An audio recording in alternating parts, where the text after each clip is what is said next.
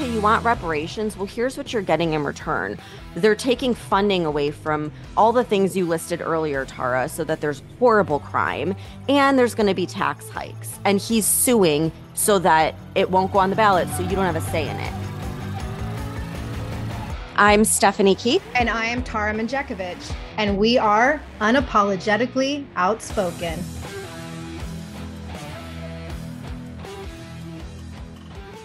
Hey everyone, happy Friday. So we have not done an episode on what's happening in libtard blue states for a while. And usually when we do, I think we focus on New York. But Stephanie, today, I want to talk about some completely idiotic shit that's happening in my home state of California, which thank God I don't live there anymore. Oh God, I'm sure it's going to be crazy. Yeah, so I know we mentioned this one a while back, but there's been this like ongoing controversy in California about making reparations to Black Americans in the state who are descendants of slaves, even though California was never a slave-owning state. And a while ago, San Francisco had planned to give like $5 million lump sum payments to each slave descendant. And they even created an Office of Reparations. But then back in February, they realized, surprise, they didn't have the budget for it. So instead, they shut down the Office of Reparations and they offered the Black community like a formal apology for the city's past racist laws and policies. But the push for reparations did not end there. So in Alameda County, which is part of the Bay Area near San Francisco, there's something new that formed. It was called the Reparations Commission, and they were formed in March of 2023, and they are still trying to develop a reparations repayment plan for Black Americans in California. And they were initially given a budget of $51,000 to figure out how the county could make these reparations payments. So they're basically paying people to figure out how to pay people. But earlier this week, it was reported by the Daily Caller that they're behind schedule and they say that they're underfunded. So now they're asking for $5 million as a budget, which is 100 times larger than their original budget.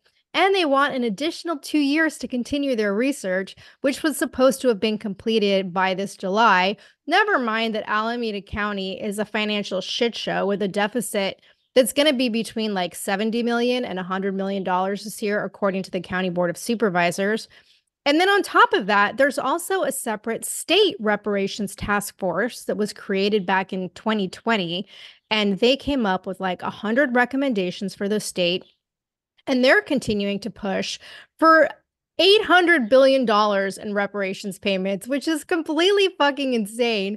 That's like 3 times higher than the state's budget. And by the way, California is already in debt with a deficit of at least like $27.6 billion. So I was reading in the Washington Examiner that this week, California's Legislative Black Caucus went on like they're starting their statewide tour where they're going to like different cities within the state, and they're arguing for 14 different reparations bills, including 2 proposed constitutional amendments, one of which is to outlaw prison labor because they're calling that indentured servitude. So the California Constitution has an amendment that prohibits slavery except as punishment for a crime, which is how like corrections facilities can require inmates to do jobs like be on fire crews or clean up trash on the side of the highway. And they tried to change this law back in 2022, but it didn't even make it onto the ballot. Well, this year, the California Senate has already passed 3 of the 14 reparations bills. There's Senate Bill 1403, which is intended to create an agency to help administer reparations. Like, did I not already mention like 3 agencies? Yeah. Then there's Senate Bill 1050, which would establish a way of restoring property or giving financial compensation to descendants of slaves who had their homes seized and what they're calling race-based eminent domain. And then Senate Bill 1331, which would set up funding in the state treasury to finance reparation initiatives approved by Newsom and state legislators. Now, the vote for ballot measures isn't until June 27th. So I guess we'll see what fucking nonsense the people of California decide to do with this reparation shit. It sounds more like either a money laundering scheme or like they're just paying to like keep their job going. Like whoever's on this board of reparations, like, oh, it was 51,000, but now we need 5 million. It's like you're just trying to And 2 more buy years. a job. Yeah, it's crazy. Mhm. And it's like a state that never had slaves is expecting people who never owned slaves to pay for people who never were slaves. I Mhm. mean, it's just insane. And like I played that clip, I think it was last week from that California politician, and she was voting no on reparations because she was Asian and her parents immigrated, and she didn't feel like they should have to pay reparations when they aren't even from the US. But what about people like me whose family immigrated here less than a century ago, long after slavery was abolished? And like, not to mention, this is happening in one of the most expensive places to live where homelessness is rampant, but they want to use tax dollars for this. Like it's so unbelievable. It almost seems like it's some mean joke, but it's not. This is reality. But it's like, how about reparations for the people who were assaulted by illegal immigrants and criminals that were let out without bail in California? Like that would be something I could get behind. And here's the facts. There's more slavery now than there ever was back then. And like just look at all the sex slavery that's happening right now within the United States. No one seems to like care about what's happening with that. No one seems to care that 85,000 migrant kids went missing and probably went into some type of human trafficking slavery. No one bats an eye. No, instead, like these are the same people who are supporting a terrorist group that literally still has slaves and women are considered slaves. And here they're supporting it, but they want reparations for something that no one today was ever a part of. I mean, it's like make it make sense. There's no logic here. And I think also it's another ploy to further divide us by race and like possibly for them to win some points with the Black community in this big election year. That's the only thing I Yeah. can. Yeah, I think you're probably right because California isn't the only blue state that's pushing for reparations. Just last week, or this week actually, the city of Chicago announced their own reparations program and task force, and an executive order was signed by Mayor Brandon Johnson. And he gave a press conference on Wednesday in honor of Juneteenth, and he stated, quote, "We're going to invest $500,000 into the study of restoration and reparations for the city of Chicago. $500,000 to study. And why? So they can begin to move in the direction of complete liberation. Like, what the fuck? And I guess New Jersey, they have a reparations council that was just launched last year by the New Jersey Institute for Social Justice. I think New York has something as well. And then I didn't know this, but there's an ongoing reparations program in Evanston, Illinois, that has been giving Black residents cash payments and housing assistance up to $25,000 for Black residents who lived in the city between 1919 and 1969 or to their direct descendants. I mean, at least their reasoning includes something that happened in the last 100 years or a little more than that. But even so, like, is it fair to make people today pay for something that happened in the 1940s long before they were born? Like, Right. no, it's absurd. And it's what they always do with the Black community. They dangle a carrot in front of them and say, like, oh, we're the Democratic Party. We're going to take care of you. You just keep voting for us.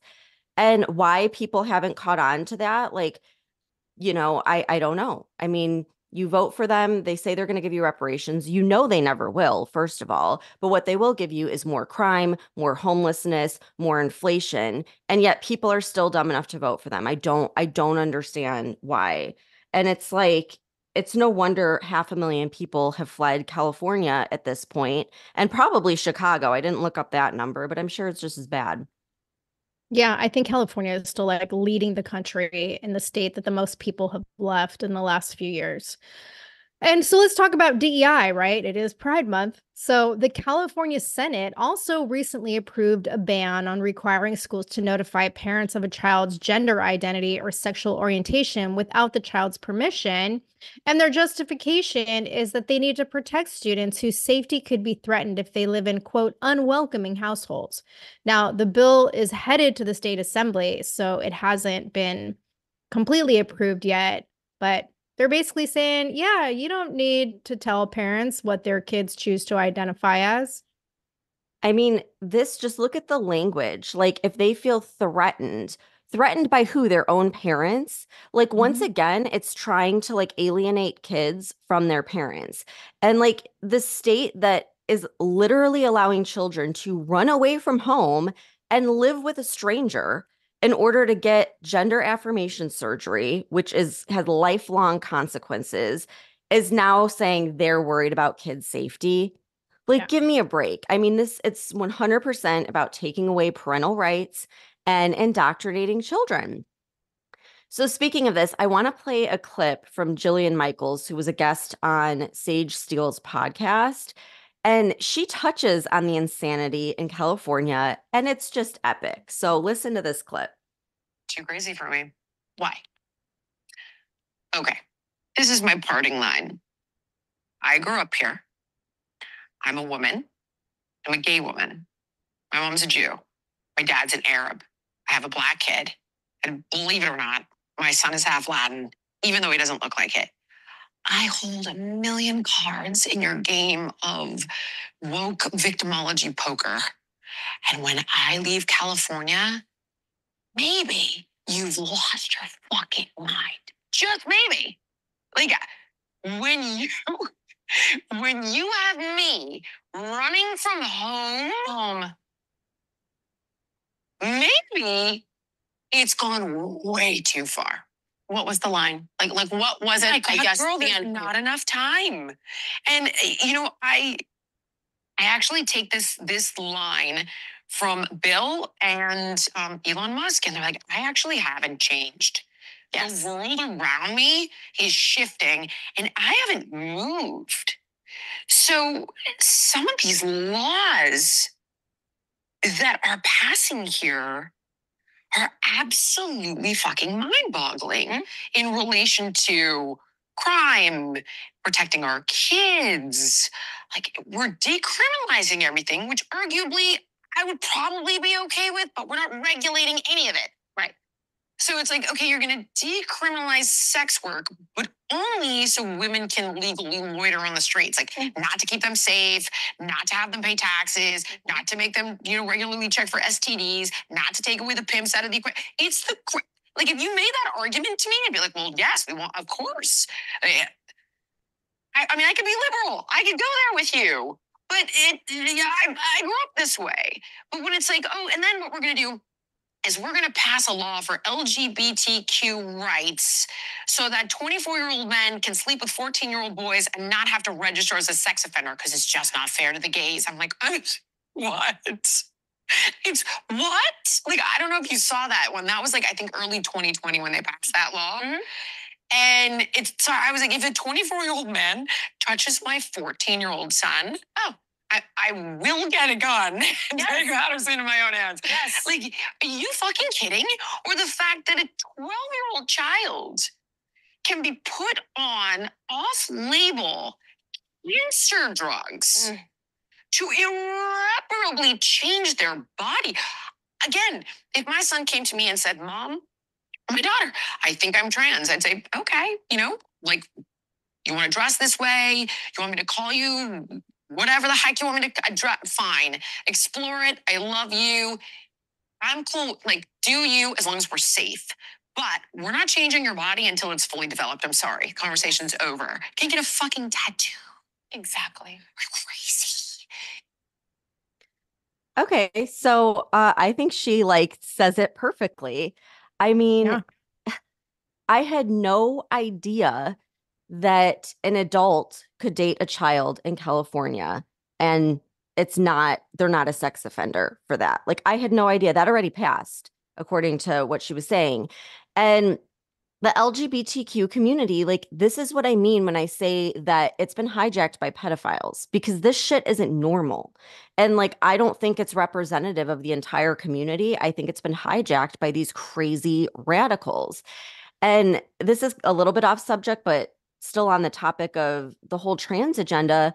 I was watching TikTok and I come across this dad, and he says he's watching a new movie on Disney Plus with his young children. I think he said his son was 6 years old. And he's like, I don't mean any disrespect to the LGBTQ community, but I personally don't want to teach that to my young children. And I think that there should be labels on kids' programs that say that there is LGBTQ content. And he's like, we have ratings on every movie and every show, on everything you can think of, from foul language even to rude behavior. But we have no warning when there is LGBTQ stuff in a young child show. I mean, we're talking like Disney Junior. And he said, like, it ends up putting him in this situation where he now has to explain sex and sexual orientation to a 6-year-old that has a gazillion questions after seeing this stuff. And I agree. Like, there's no reason that this needs to be in children's programming. There's no reason a young child should be exposed to sexual orientation long before they ever even hit puberty.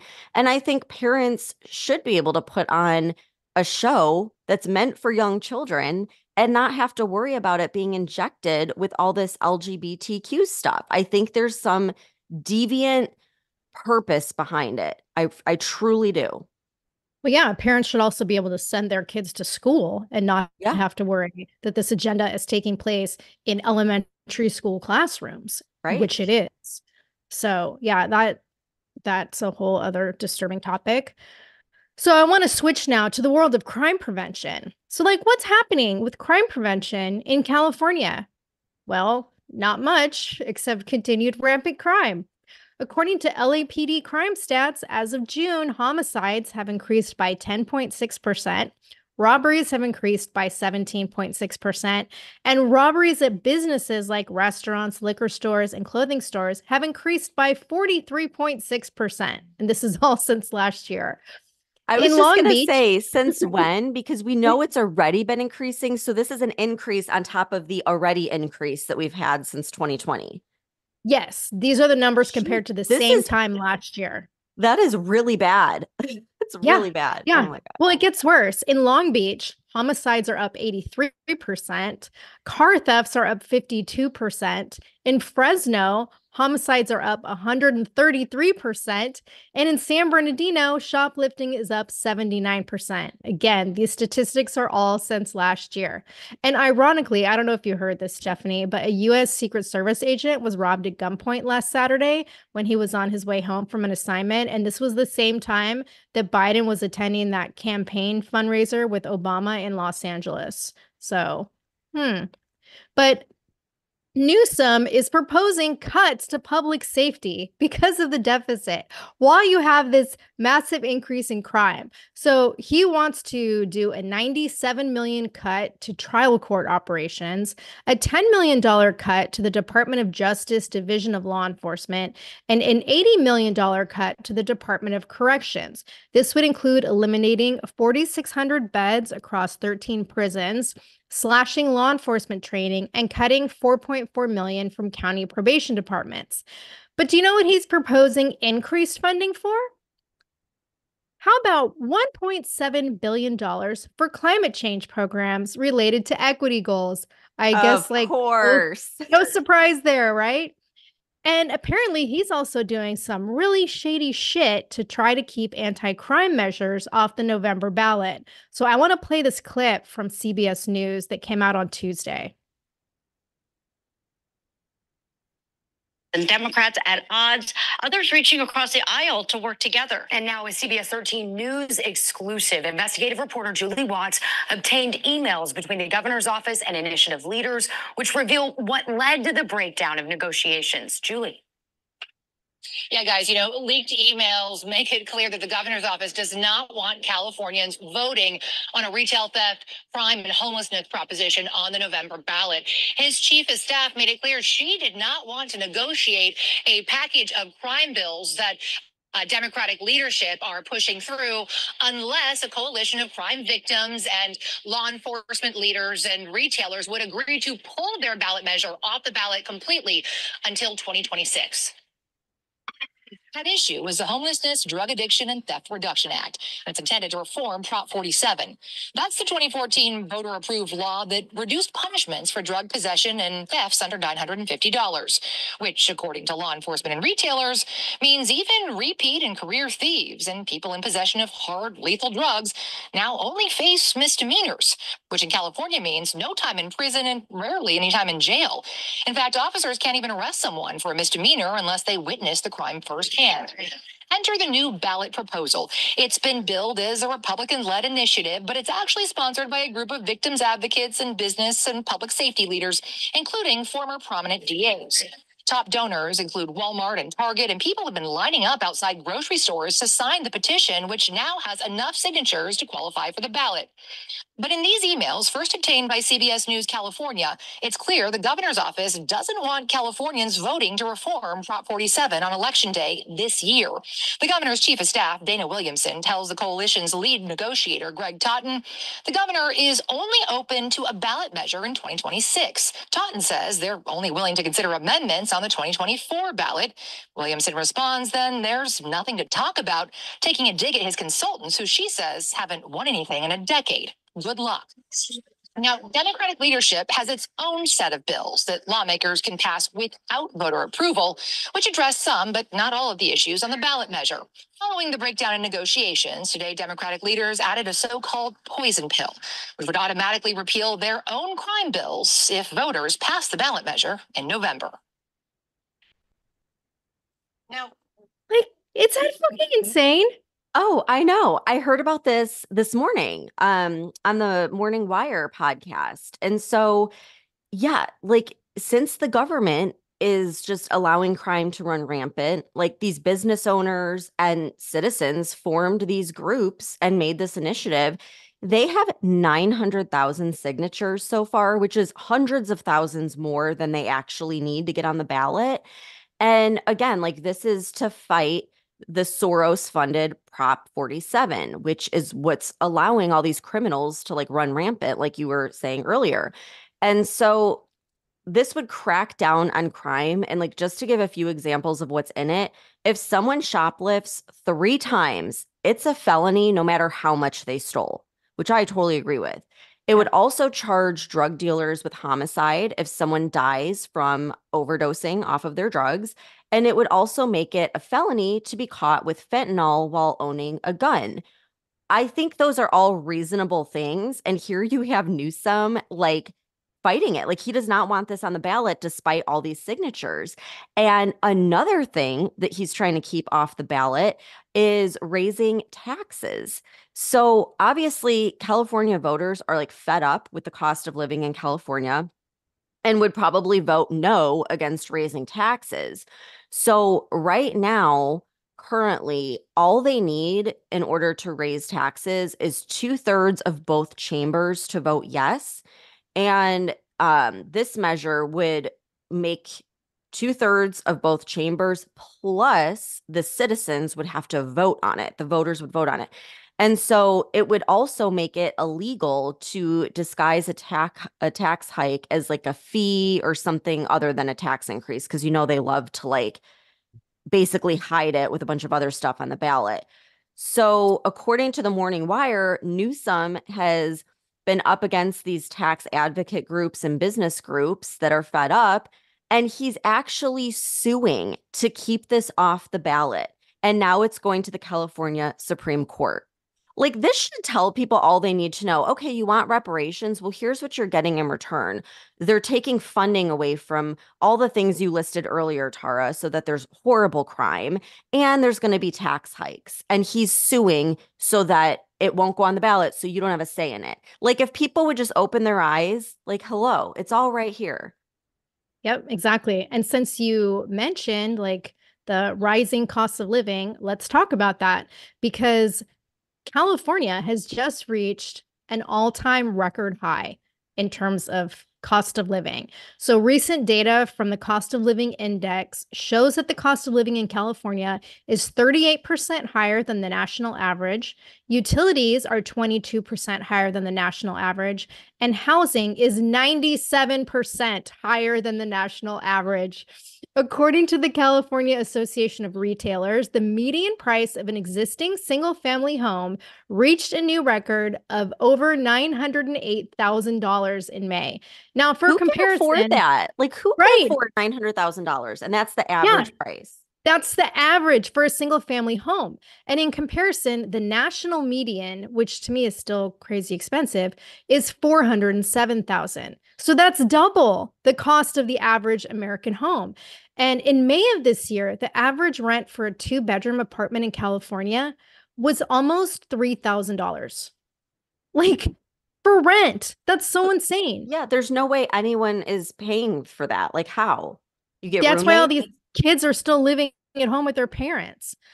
But I want to mention this because while homeownership may be out of reach for hardworking Californians, in Los Angeles, homeless people who don't have shelter on Skid Row will now be housed in a brand new 19-story high-rise homeless shelter with 278 units called the Weingart Tower.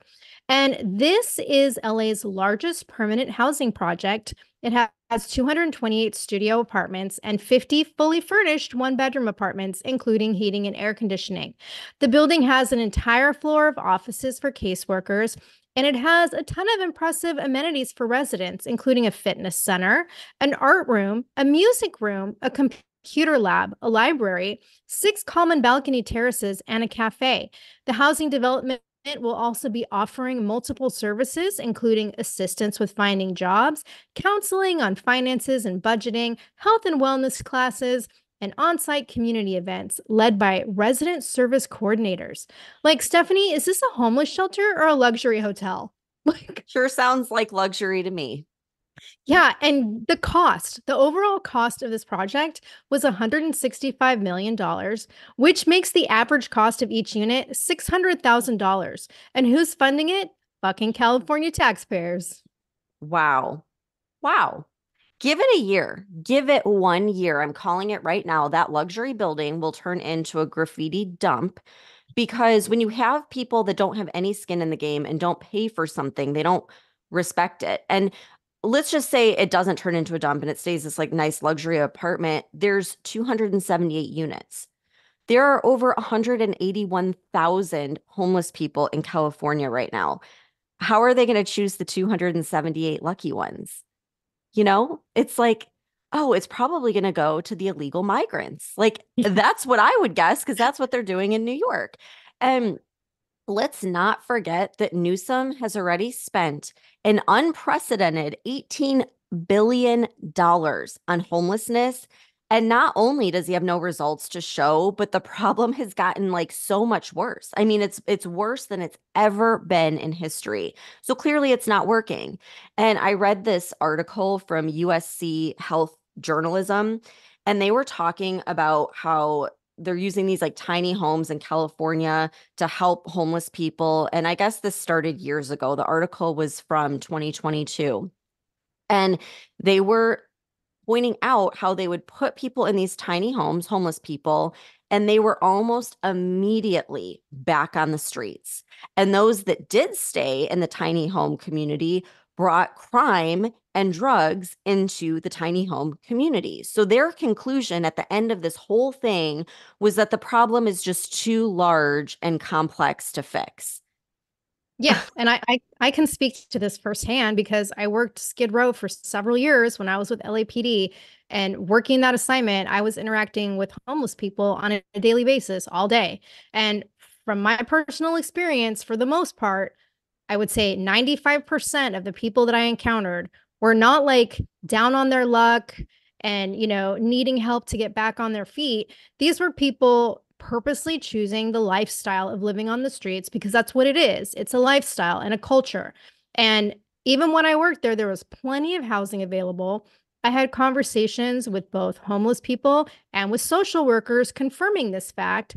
And the majority of the Skid Row population did not want to live in housing developments because they didn't want to comply with the rules of like not doing drugs, not having a bunch of people come and go at all hours. Like they purposely chose to live in filth on the streets in dirty tents and structures made of like pallets and tarps. Why? Because there's nobody to enforce any rules, because the city of Los Angeles doesn't allow law enforcement to enforce any city codes, and they could do whatever they wanted, including like shitting directly on the street corner and sexually pleasuring themselves openly in public, both of which I witnessed on several occasions. And Now, you couldn't arrest them for that, like indecent exposure? for the indecent exposure, yes, but like for going to the bathroom in public, not if there was not a restroom available. Oh Like if there was not a restroom within a certain God. number of feet away that was accessible, then it was not a crime, Ugh, which is unbelievable. insane to me. And like, is the problem the same now? I don't know, because I left LAPD 7 years ago. But I'm pretty sure the problem hasn't changed much, especially since the homeless population has just continued to increase. And I agree with you. I'm sure this, luxury tower is going to be trashed within a year and probably sooner. And from what I understand, this is just the first of 3 housing projects that the city is spending billions of dollars on. But speaking of illegal migrants, because you mentioned that, guess who's having a problem at the border now, Stephanie? Is it California? Yeah. Specifically the area of downtown San Diego, which is actually one of the wealthier and more conservative areas of California. And this has become a top destination for illegal migrants, surpassing the problems at the Texas border, which I'm happy to report have decreased about 74% since Abbott has started enforcing like border control. But California, on the other hand, has seen a surge in illegal migration of 33%, and they haven't had migration to that extent since the early 1990s. And it's gotten to the point where even Newsom has had to like take action, or at least pretend to take action. He's reportedly doubling the number of National Guard troops to crack down on drug smuggling. And according to the governor's office, drug task force operations are being increased from 155 service members to 400 service members being deployed. And Newsom puts out this stupid statement saying, quote, "While the GOP play games and Mike Johnson searches for his spine, we're out here doing the work," end quote. Like, you're not doing shit. Because is California doing the work? Not according to some sources.